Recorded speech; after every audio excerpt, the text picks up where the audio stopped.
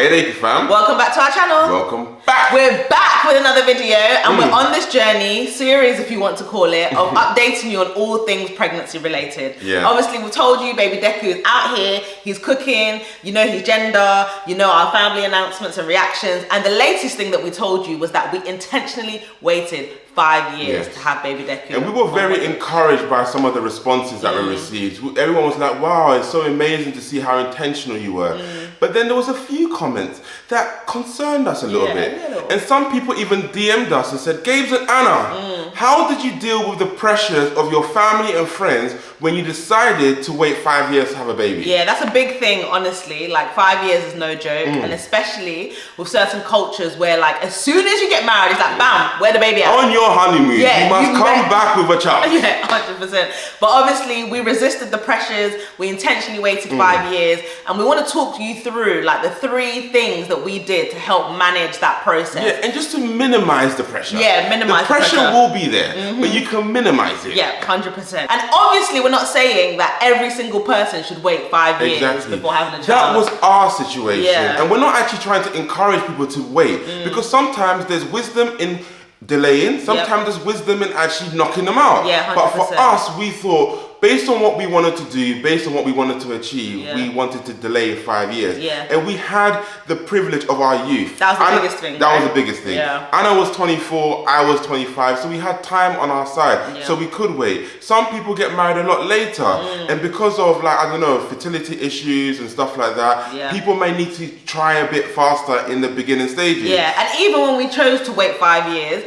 like we did the checks to make sure that when the time came, that we'd be okay, like there were no, you know, issues and things like that. So we could talk more about that at the end of the video. But in this video, it's all about the pressure, because we know the pressure's real. So let's talk you through how we handled the pressure of waiting 5 years to have baby Deku. Okay, so the first way to minimize the pressure is to agree your why. And this is just you and your partner agreeing your why. This is us sitting down, having a conversation, making sure that there's peace within our household before we start telling everyone else that we're waiting 5 years. Yeah, do you know how awkward it is when you and your partner are not aligned, and then you're out there and family is saying, oh, when are the babies coming? And you're like, when is it coming? He's on the side of the family and you're just there drying up. Never, God forbid. Like, we want to be aligned in the household. Gabes and I are always having conversations, and if we're not agreed, then we're actually not even talking about it externally. Yeah. So on the subject of children, like we were having conversations from early. Very early. Literally since 2012. That's before we were dating, before engagement, before marriage. Anna and I always like sitting down and dreaming about what the future could look like. And kids was part of our future. So we were like, when roughly do you want to have kids and all that kind of stuff? And we sat down, we were like, okay, cool. So that's the timelines. Yeah, and that's part of the reason why we agreed to get married young, because we both knew that we'll be great together, but we didn't want to have kids straight away. And we want to have enjoyment. Yes. We want to travel the world, do what we wanted to do, and then... but we explain our why in our previous video, but it's really important that you and your spouse are aligned on your goals. And sometimes that takes some time, doesn't it? Like you could be going back and forth, you could be having sleepless nights, because sometimes you're not aligned on what you think the timelines are. But we would encourage you to make sure that you and your partner are having those conversations. And you would even say like, it needs to be verbal, it needs to be written down potentially. It's really important just to have words to your why, because when you're at home and you're in bed late night, your mind might be racing because you're getting all this pressure. But if you know your why, then it makes it easier for you to remind yourself and encourage yourself of your why, rather than just saying, I just want to wait, because 100%. So that's exactly what we did, and we had a united front when we stepped out. So when that pressure was coming from family, from friends, it's like we're both singing from the same hymn sheet. We're both saying exactly the same thing. We both know what we're doing. Because people's out there, they're trying to create division within your household, but they will not conquer. And sometimes I'd come back and Gabes would have to remind me like, babes, remember the plan that we set out? This is why we're doing it. And you need to encourage yourself. So That's the first thing. Like, make sure you and your partner are on the same page and know your why. Yeah, it's understanding your why for yourselves and not for other people. That's 100%. the key thing. So you can encourage yourself, you can encourage each other when one person is struggling, like, let's do it now. Yeah. Auntie's putting so much pressure on me. It's like, babe, this is our why. The second way to minimize pressure, now that you and your partner are aligned, is to seek alliances from your inner circle. Yes. So big. It's important to define your inner circle. So these are the people that can actually maybe even shift your decision. Yeah. These are the people whose opinions you care about. These are the people who are going to be on the journey with you. 100%.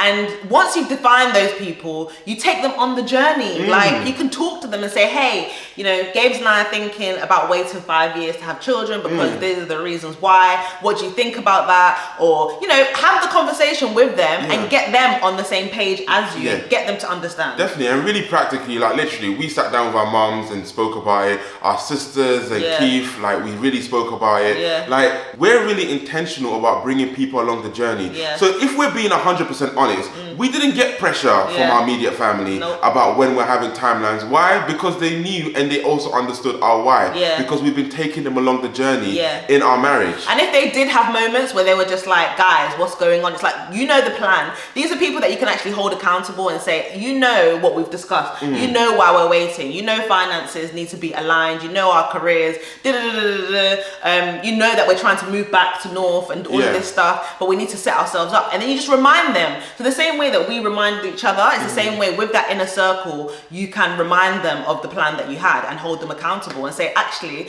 I don't deserve this pressure from you because you of all people should know my circumstances. Exactly, know the circumstances, know what we're trying to do. And you can't take everyone's opinion on the journey. God. I refuse to be a slave. Yeah. I'm not going to be out here taking opinions from anybody when people's opinions change all the time. Imagine. So I need to define my inner circle and know who I need to be having conversations with, because I don't need to explain myself to everyone either. That's one thing Gabes has definitely taught me. It's like, at the end of the day, whose opinion do you care about and who's most important to you? Those are the ones that you have the conversations with. Everyone else is like, okay, thank you. You might be talking from your experience. But we reject that. I reject it. We know the plan that we're on. And those people that are even further out, are they going to be there with you on the journey when you have the child? Are they going to be putting money in your bank account when, you know, you're struggling? Are they going to be contributing to their junior ISA? That's the important question. No, but are they even going to be there for advice, wisdom, or they're just talking because they made a specific decision and they want you to make that same one, or, you know, they're talking from a place of insecurity, whatever it is. It's like, you're not part of the inner circle, so it doesn't matter. And I think it really helps, like, to have not just you and your partner, but your inner community all on the same page with you, if possible. And the third and final thing that you need to do to reduce that pressure is actually to build tougher skin. Yep. Because you can't control what people say to you. You can't control the conversations that you're going to be in. But what you can say is, I'm not going to take this on. Yep, 100%. Like, pressure is always going to be there. We can't give you a formula on how, you know, people stop saying things, people stop wondering why you waited, people stop, you know, making their comments, their observations. But people like to make comments, you know. Oh my God. Even when we told people we're having a baby, they were like, oh, I'm so thankful. I thought there was something wrong. Who told you there's something wrong? Huh? Who told you? Comments always come, and it's like, oh, you know, you're dating. Oh, when's marriage? Oh, you're married. Oh, when's children? Oh, you've had your first child? Oh, when's the next one? Where's the next one? And it's the next one. Oh. Again, are you contributing into their JISA? But honestly, like, I think sometimes it's conversation filler, or sometimes it's just, I don't know what it is, but at the end of the day, you can't control those other people, but you can control yourself. And I can say as a testament that you can actually build tougher skin. You can actually make the decision to say, look, people may bring their opinions, but I'm going to reject them. I'm not going to let them into my thoughts. It says take every thought captive, and you have to take every thought captive. And to be fair, some people might just be joking, and you're just too sensitive. Yes. You've got to have an inward look and be like, why am I being so, like, pressed by the situation? Why is it affecting me so much? Maybe you're a people pleaser and you need to take it to the Lord. Yeah, actually it's so true, because we're so quick to blame other people. And yes, there is a degree of it being their fault and, you know, their problem. But at the end of the day, it becomes your problem. When you bring it back home, you've already agreed your plan with your partner, your inner circle all agreed. And then you're like, oh, but this person said this and this person said that. And it's just, why would you let that steal your joy? Like, at the end of the day, be convicted in the plan that you've set out. Trust and know that it's the right thing that you're doing, and reject those thoughts, because you can't be led by people's opinions. Conviction is important. Yeah. That's why it's important to know your why so that you can encourage yourself. Yep. And when people come and just be saying their nonsense, you be like, peace out. Yep, 100%. I've got my plan. I know what I'm doing. I know my why. And I will be content in the season I'm in and do what I need to do in order to have the babies to come. So there we have it. 3 ways to minimize the pressure that you'll get if you decide to wait to have a child. First one. Yes. Know your why. Yep. Understand your why so that you can encourage yourself in those late nights when your mind is racing. Yeah, make sure you and your partner are on the same page. You start inward, out. And then the second point was take it to your inner circle. Build your tribe. We love that line. Honestly, you need your allies, the people who are going to be backing you, the people that you see most of the time, and you want them to be on the same page as you. You don't want the pressure coming from those people. Exactly. So you can have those difficult conversations with them and tell them, listen, back up, you know the plan. And then the third one is for those outer people, you need to really build tougher skin. Because at the end of the day, they always going to be there, adding their 2 pence. Those aunties. Yes. You see them once a year at a party, yet they are putting pressure on you. The same question over and over. You might even see them 3 times in the night and they'll have the same conversation. Honestly, you need to just build tougher skin and realize they're always going to be there, but you don't have to take on what they say. So yeah, those are the 3 reasons. And we've said at the beginning of the video actually that we'll talk about the health implications. Yeah, that's a big one. Yeah, that's big. We decided to wait 5 years, but we weren't just chilling with our feet up, just thinking, when we get to 5 years, it's going to work out, everything's going to be fine. So the first thing that we did, we said, hey mom, hey dad, is there any issues that may prevent us or me from having a child? Yeah. And we got the answers to that question. Like you find out blood types, you find out genetic conditions, you find out have there been miscarriages or anything in the family. We're not saying you can prevent everything, but there's certain things that we just need to be more aware of. There's certain conditions in our culture, in our DNA that we can know before we go your family to tree, basically. make the child. So we investigate all of that. The second thing is just like find out about you two specifically. Yeah, medical, we have doctors for a reason. NHS as well, and it's free. Sometimes you might have to go private for certain checks because you're doing them ahead of time. But like women, how are your ovaries? Is there endometriosis? Any what uterus. are they called? Your uterus as well? Uterus, like all of the, I don't even know all of the technical terms, but do you have any cysts? Like, how's your period every month? Like, is it consistent? Is it not? Because if it's not, then that's maybe a flag as well. Like, there's loads of things. And for the men, every man out there, every music video you see out there, every man's talking about doing this, whining on this, I don't even know what this thing is or whatever. But guys, honestly, check your sperm. You got to understand, like, your sperm count, the movement. What else is there? There's certain characteristics you just need to be aware of. Is everything okay? Because infertility issues don't just stem from the woman. Like, people need to realize this. There's also men. So, you don't want to wait till the 5-year mark or whatever your timeline is to find out, oh, hey, hold up, we've got these problems.